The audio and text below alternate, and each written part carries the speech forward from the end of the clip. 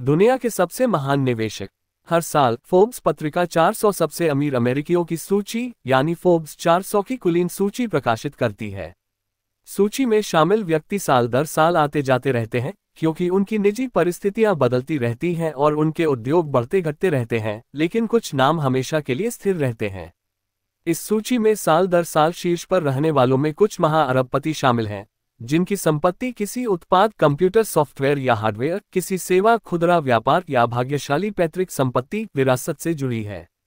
शीर्ष 5 में हमेशा शामिल रहने वालों में से केवल एक ने ही निवेश की समझदारी से अपनी दौलत बनाई है। वह एक व्यक्ति है वॉरेन बफे। 1990 के दशक की शुरुआत में वह नंबर 1 थे। फिर कुछ सालों तक बिल गेट्स नाम के एक युवा के साथ वह नंबर 1 और नंबर 2 के बीच झूलते रहे।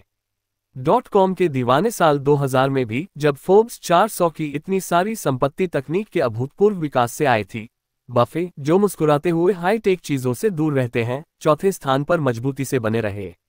वह अभी भी शीर्ष 5 में एकमात्र व्यक्ति थे जिनके लिए धन के स्रोत वाले कॉलम में शेयर बाजार लिखा था। 2004 में वह मजबूती से नंबर 2 स्थान पर वापस आ गए। 1956 में बफे ने $100 से अपनी निवेश साझेदारी शुरू की। 13 साल बाद उन्होंने $25 मिलियन की कमाई की। इस लेखन के समय 2004 के मध्य तक उनकी व्यक्तिगत कुल संपत्ति बढ़कर $42.9 बिलियन हो गई है। उनकी कंपनी के शेयर $92,900 प्रति शेयर पर बिक रहे हैं और दुनिया भर के लाखों निवेशक उनकी हर बात पर भरोसा करते हैं। 1-2 वॉरेन बफे का तरीका। हालांकि वॉरेन बफे की पूरी तरह सराहना करने के लिए हमें डॉलर, प्रदर्शन की प्रशंसा और प्रतिष्ठा से आगे जाना होगा। निवेश की शुरुआत। वॉरेन एडवर्ड बफे का जन्म 30 अगस्त 1930 को ओमाहा, नेब्रास्का में हुआ था। उनके दादा एक किराने की दुकान के मालिक थे और एक बार उन्होंने एक युवा चार्ली मुंगेर को नौकरी पर रखा था। उनके पिता एक स्थानीय शेयर दलाल थे। बचपन से ही वॉरेन बफे हमेशा से ही संख्याओं के प्रति आकर्षित रहे थे और जटिल गणितीय गणनाएं आसानी से अपने दिमाग में कर लेते थे। 8 साल की उम्र में उन्होंने शेयर बाजार पर अपने पिता की किताबें पढ़ना शुरू कर दिया और 11 साल की उम्र में उन्होंने उस ब्रोकरेज हाउस के बोर्ड पर माकन की जहां उनके पिता काम करते थे।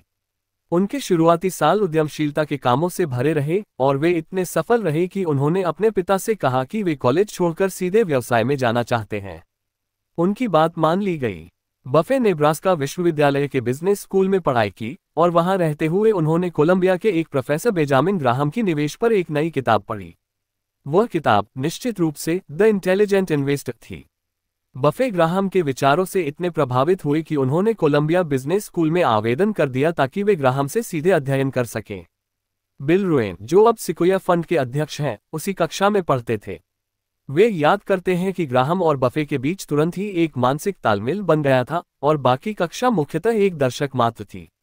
कोलंबिया से अर्थशास्त्र में स्नातकोत्तर की उपाधि प्राप्त करने के कुछ ही समय बाद ग्राहम ने अपने पूर्व छात्र को अपनी कंपनी ग्राहम न्यूमैन कॉर्पोरेशन में शामिल होने के लिए आमंत्रित किया।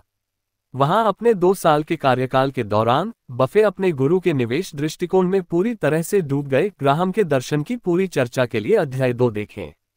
1956 में ग्राहम न्यूमैन का विघटन हो गया।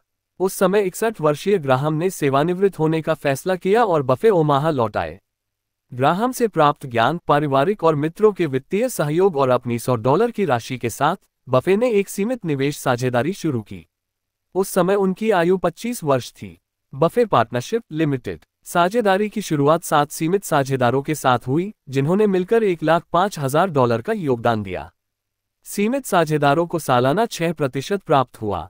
उनके निवेश और इस बोगी से ऊपर के मुनाफे का 75%, पुनर्विक्रय 25% बफे के पास गया, जो सामान्य भागीदार के रूप में साझेदारी के धन का निवेश करने के लिए अनिवार्य रूप से स्वतंत्र जुड़वां थे। अगले 13 सालों में बफेट ने 29.5% की वार्षिक दर से धन चक्रवृद्धि ब्याज अर्जित किया। यह कोई आसान काम नहीं था। हालांकि उस 13 साल की अवधि में डॉव जोन्स इंडस्ट्रियल एवरेज की कीमत में 5 अलग अलग वर्षों में गिरावट आई, लेकिन बफेट की साझेदारी में कभी भी कोई गिरावट का साल नहीं आया। दरअसल बफेट ने हर साल डॉव जोन्स से 2 अंकों से बेहतर प्रदर्शन करने के महत्वाकांक्षी लक्ष्य के साथ साझेदारी शुरू की थी और उन्होंने ऐसा किया 10 अंकों से नहीं, बल्कि 22 अंकों से। जैसे जैसे बफे की प्रतिष्ठा बढ़ती गई, ज्यादा लोगों ने उनसे अपने पैसों का प्रबंधन करने के लिए कहा। साझेदारी के लिए बफे ने कई सार्वजनिक और निजी कंपनियों में नियंत्रक हिस्सेदारी खरीदी और 1962 में उन्होंने बर्कशायर हैथवे नामक एक संकटग्रस्त कपड़ा कंपनी के शेयर खरीदने शुरू किए। उसी वर्ष 1962 में बफे ने साझेदारी कार्यालय को अपने घर से ओमल्टा के कीविट प्लाजा में स्थानांतरित कर दिया, जहां आज भी उनका कार्यालय मौजूद है। अगले वर्ष उन्होंने एक आश्चर्यजनक खरीदारी की। अपने एक ग्राहक से जुड़े एक घोटाले के बाद अमेरिकन एक्सप्रेस के शेयर लगभग रातों रात $365 से गिरकर $35 पर आ गए। बफे ने बेन ग्राहम की यह सीख अच्छी तरह सीखी, जब किसी मजबूत कंपनी के शेयर अपने आंतरिक मूल्य से नीचे बिक रहे हों तो निर्णायक कदम उठाएं। बफे ने साझेदारी की कुल संपत्ति का 40% यानी $1.3 करोड़ अमेरिकन एक्सप्रेस के शेयरों में लगाने का साहसिक फैसला किया। अगले 2 सालों में शेयर की कीमत 3 गुना बढ़ गई और साझेदारों ने $2 करोड़ का अच्छा खासा मुनाफा कमाया। ये शुद्ध ग्राहम और शुद्ध बफे की जोड़ी थी। 1965 तक साझेदारी की संपत्ति बढ़कर $26 मिलियन हो गई थी। 4 साल बाद, ये बताते हुए कि उन्हें बाजार अत्यधिक सट्टा लग रहा था और सार्थक मूल्य लगातार कम होते जा रहे थे, बफे ने निवेश साझेदारी समाप्त करने का फैसला किया। जब साझेदारी टूट गई तो निवेशकों को उनके आनुपातिक हिस्से मिल गए। उनमें से कुछ ने बफे की सिफारिश पर कोलंबिया में उनके पुराने सहपाठी धन प्रबंधक बिल रून की तलाश की। राने उनके धन का प्रबंधन करने के लिए सहमत हो गए और इस प्रकार सिकोया फंड का जन्म हुआ। बफे सहित अन्य लोगों ने अपनी साझेदारी की पूंजी बर्कशायर हैथवे में निवेश की। उस समय तक साझेदारी में हफेट का हिस्सा बढ़कर $25 मिलियन हो गया था, जो बर्कशायर हैथवे पर उनका नियंत्रण सुनिश्चित करने के लिए पर्याप्त था। उन्होंने इसके साथ जो किया वह निवेश जगत में जगजाहिर है। यहां तक कि शेयर बाजार में मामूली दिलचस्पी रखने वाले लोग भी बफे को पहचानते हैं। 4 वॉरेन बफे का तरीका। उनकी अद्भुत सफलता के बारे में कुछ जाने और नाम भी जाने। आगे के अध्यायों में हम 39 वर्षों में बर्कशायर हैथवे की उन्नति का पता लगाएंगे जब बफे ने इसे नियंत्रित किया था। शायद इससे भी ज्यादा महत्वपूर्ण बात यह है कि हम सतह के नीचे झांककर उस व्यावहारिक दर्शन को भी उजागर करेंगे जिस पर उन्होंने अपनी सफलता की नींव रखी थी। आदमी और उसकी कंपनी। वॉरेन बफे का वर्णन करना आसान नहीं है। शारीरिक रूप से वे साधारण हैं और उनकी शक्ल सूरत अक्सर दादाजी जैसी बताई जाती है। बौद्धिक रूप से उन्हें एक प्रतिभाशाली व्यक्ति माना जाता है, फिर भी लोगों के साथ उनका व्यावहारिक रिश्ता वाकई सरल है। वे सरल, सीधे, स्पष्टवादी और ईमानदार हैं। वे परिष्कृत, शुष्क बुद्धि और बेतुके हास्य का एक आकर्षक मिश्रण प्रस्तुत करते हैं। तार्किक बातों के प्रति उनके मन में गहरा सम्मान है और मूर्खता के प्रति घोर घृणा। वे सरल को अपनाते हैं और जटिल से बचते हैं। बर्कशायर की कई रिपोर्ट्स पढ़ते हुए कोई भी ये देखकर दंग रह जाता है कि बफे कितनी सहजता से बाइबल, जॉन मेनार्ड कीन्स या मार्ल वेस्ट के उद्धरण दे रहे हैं। यहाँ व्यावहारिक शब्द है पढ़ना। प्रत्येक रिपोर्ट 60 से 70 पृष्ठों में सघन जानकारी से भरी है। न कोई चित्र, न कोई रंगीन ग्राफिक्स, न कोई चार्ट। जो लोग पहले पृष्ठ से शुरू करने और बिना किसी रुकावट के जारी रखने के लिए पर्याप्त अनुशासित हैं, उन्हें वित्तीय कौशल, मजेदार हास्य और बेबाक ईमानदारी की एक अच्छी खुराक मिलती है। बफे अपनी रिपोर्टिंग में स्पष्टवादी हैं। वे बर्कशायर के व्यवसायों के फायदे और नुकसान दोनों पर जोर देते हैं। उनका मानना है कि बर्कशायर हैथवे में शेयर रखने वाले लोग कंपनी के मालिक हैं और वे उन्हें उतना ही बताते हैं जितना वे उनकी जगह होते तो सुनना चाहते।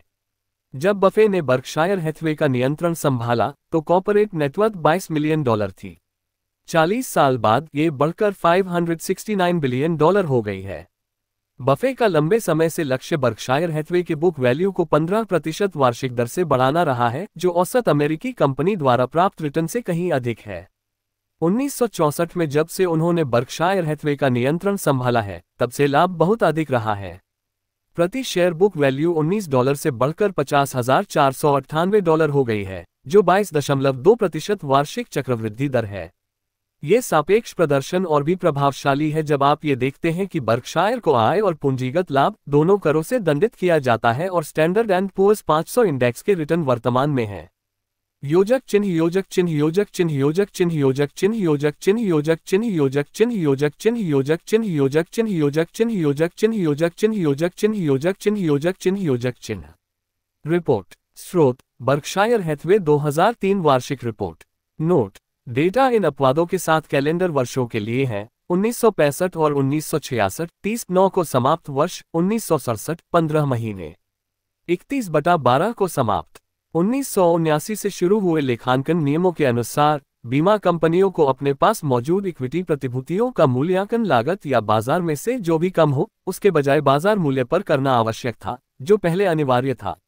इस तालिका में बर्कशायर के 1978 तक के परिणामों को बदले हुए नियमों के अनुरूप पुनः प्रस्तुत किया गया है। अन्य सभी मामलों में पुनः परिणामों की गणना मूल रूप से रिपोर्ट की गई संख्याओं का उपयोग करके की जाती है। S&P 500 के आंकड़े कर पूर्व हैं जबकि बर्कशायर के आंकड़े कर पश्चात हैं। अगर बर्कशायर जैसी कोई कंपनी S&P 500 की मालिक होती और उचित कर अर्जित करती, तो उसके परिणाम उन वर्षों में S&P 500 से पीछे होते जब सूचकांक ने सकारात्मक रिटर्न दिखाया होता, लेकिन उन वर्षों में S&P से आगे निकल जाते जब सूचकांक ने नकारात्मक रिटर्न दिखाया होता। वर्षों से कर लागत के कारण कुल मिलाकर अंतराल काफी बड़ा होता। वर्ष दर वर्ष आधार पर बर्कशायर का रिटर्न कई बार अस्थिर रहा है। शेयर बाजार में परिवर्तन और इस प्रकार बर्कशायर के स्वामित्व वाले अंतर्निहित स्टॉक प्रति शेयर मूल्य में व्यापक उतार चढ़ाव पैदा करते हैं। तालिका 1.1 देखें। अस्थिरता को समझने के लिए 1998 के परिणामों की तुलना 1999 से करें। 1998 में बर्कशायर का मूल्य 48% से अधिक बढ़ा। फिर 1999 में बर्कशायर की वृद्धि घटकर मात्र 0.5% रह गई। फिर भी S&P 500 में 21% की वृद्धि हुई। दो कारक अप्रभावित थे। बर्कशायर के परिणामों का कारण उपभोक्ता वस्तुओं कोका कोला और जिलेट पर कमजोर प्रतिफल माना जा सकता है, जबकि S&P की वृद्धि तकनीकी शेयरों के उत्कृष्ट प्रदर्शन से प्रेरित थी, जो बर्कशायर के स्वामित्व में नहीं है। जिस स्पष्टवादिता के लिए वे प्रसिद्ध हैं, उसी के साथ बोलते हुए बफे ने 1999 की वार्षिक रिपोर्ट में स्वीकार किया कि S&P सूचकांक पर सचमुच बड़ी श्रेष्ठताएं अतीत की बात हो गई हैं। हालांकि उन्होंने भविष्यवाणी की थी कि समय के साथ बर्कशायर का प्रदर्शन S&P से मामूली रूप से बेहतर होगा, और अगले 3 वर्षों तक ऐसा ही हुआ। फिर 2003 में हालांकि बर्कशायर का वार्षिक बही मूल्य 21% तक शानदार रहा, S&P ने और भी बेहतर प्रदर्शन किया। 35/267 बफे टुडे। हाल के वर्षों में 1990 के दशक के अंत से बफे शेयर बाजार में 1980 और 1990 के शुरुआती वर्षों की तुलना में कम सक्रिय रहे हैं। कई लोगों ने इस गतिविधि में कमी देखी है और सोचा है कि क्या यह इस बात का संकेत है कि बाजार अपने शिखर पर पहुंच गया है। दूसरों ने यह अनुमान लगाया है कि आम शेयरों की नई बड़ी खरीदारी की कमी का सीधा सा मतलब है कि बफे जिस तरह के शेयर खरीदना पसंद करते हैं वे अब आकर्षक कीमतों पर नहीं बिक रहे हैं। हम जानते हैं कि बफे निश्चितताओं को कम कीमत पर खरीदना पसंद करते हैं। निश्चितताएं किसी कंपनी की आर्थिक स्थिति की भविष्यवाणी से परिभाषित होती हैं। किसी कंपनी की आर्थिक स्थिति जितनी अधिक पूर्वानुमानित होगी, उसके मूल्यांकन के बारे में हमारी उतनी ही अधिक निश्चितता होगी।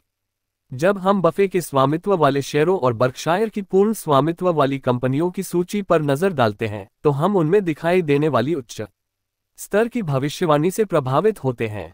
कथन का छूट भाग स्पष्ट रूप से शेयर की कीमत को संदर्भित करता है।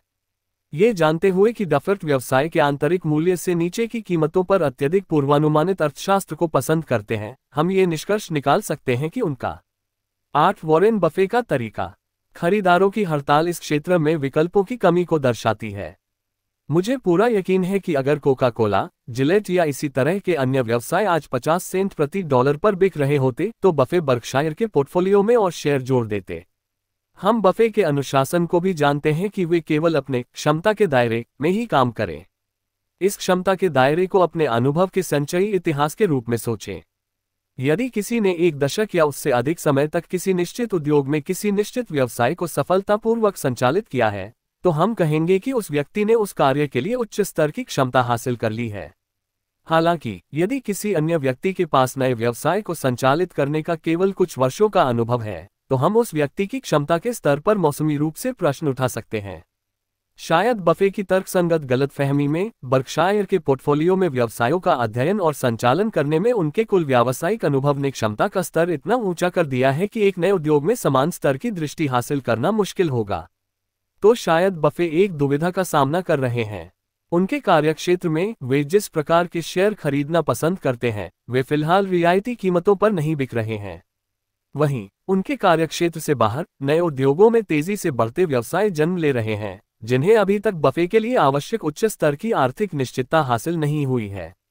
अगर यह विश्लेषण सही है तो यह बताता है कि पिछले कुछ वर्षों में आम शेयरों की कोई बड़ी खरीदारी क्यों नहीं हुई है। यह मान लेना वाकई मूर्खता होगी कि खरीद के लिए उपलब्ध मोक्स की सूची कम हो जाने के कारण वॉरेन बफे के पास निवेश के कोई विकल्प नहीं बचे हैं। निश्चित रूप से वे फ्री इनकम मार्केट में सक्रिय रहे हैं, जिसमें 2002 में हाई यील्ड बॉन्ड्स में एक महत्वपूर्ण निवेश भी शामिल है। वे समय समय पर मिलने वाले आर्बिट्रेज अवसरों के प्रति भी सतर्क रहते हैं, लेकिन सार्थक रिटर्न पाने के लिए बफे को जितनी पूंजी लगानी पड़ती है, उसे देखते हुए आर्बिट्रेज मार्केट शायद पहले जितने आकर्षक नहीं रहे। लेकिन बर्कशायर हैथवे के शेयरधारकों को यह नहीं सोचना चाहिए कि उन्हें अवसरों से वंचित किया जा रहा है।